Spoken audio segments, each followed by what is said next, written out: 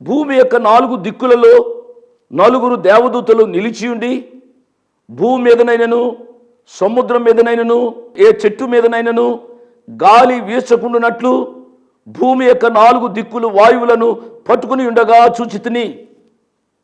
చూచారా?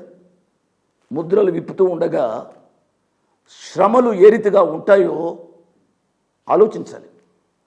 యేసు ప్రభువు వారు ముందుగానే చెప్పారు. మత్తయి సువార్తలలో చెప్తూ వచ్చారు.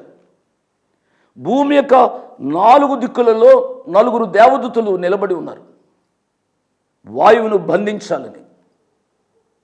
గాలి పీల్చుకోకుండా ఎలా బతుకుతావయ్యా? గాలి పీల్చుకోకుండా ఎలా బతుకుతావమ్మా? ఆ ఉగ్రత దినం వస్తోంది. 4 దిక్కులలో ఉన్న 4 దేవతలు వాయువులను బంధించబోయే దినం వస్తోంది. ఈ సత్యాన్ని ఆలోచించమని ప్రభు పేరిట నేను మనవి చేస్తున్నాను. కోపగించుచునే వాత్సల్యత చూపే దేవుడు నీతో మాట్లాడుతున్నాడు.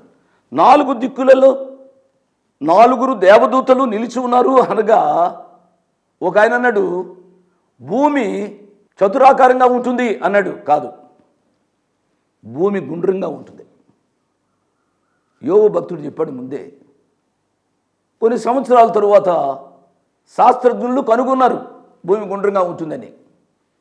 భూమి గుండ్రంగా ఉంటుంది. 4 దిక్కులు అనగా ఉత్తరం, దక్షిణం, తూర్పు, పడమర 4 దిక్కులలో దూతలు నిలిచి ఉన్నారు. ఎందుచేత 4 దిక్కుల్లోంచి వీచే వాయువులను బిగించాలని. ఆ వాయువు బిగిస్తే చాలు అంతే, మనుషులు మరణిస్తారు. కానీ 2వ వచనం చదువుతున్నాను. మరియు సజీవుడగు దేవుని ముద్రగల వేరొక దూత, దేవుని నామానికి స్తోత్రం, సూర్యోదయ దిశ నుండి పైకి వచ్చుట చూచితిని. సూర్యోదయ దిశ తూర్పు దిక్కు. యోహాను గారు పద్మసు లంకలోంచి ఇది వ్రాస్తున్నారు.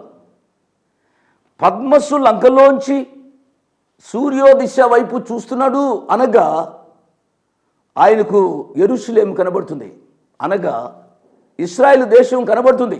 దేవుని నామానికి స్తోత్రం. ఆయన ప్రజల యొక్క పాపాన్ని చూచి కోపగిస్తూనే వాత్సల్యత చూపుతున్నాడు. ఏమంటున్నాడు? ఆ దూత పైకి వచ్చుట చూచితిని, భూమికిని సముద్రంకును హాని కలుగుచేయడానికై అధికారం పొందిన ఆ 4 దూతలతో ఈ దూత, మేము మా దేవుని దాసులను వారి నొసళ్ళ యందు ముద్రించు వరకు భూమికైనను సముద్రమునకైనను చెట్లకైనను హాని చేయవద్దని బిగ్గరగా చెప్పాను. వెయిట్, ఆగండి, అప్పుడే హాని చేయవద్దు. మేము కొంతమందిని ముద్రించాలని ఆశపడుతున్నాం.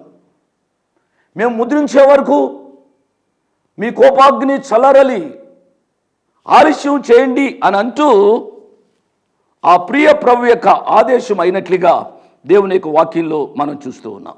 ప్రియులారా, ఈ సత్యాన్ని మనం అర్థం చేసుకోవాలి.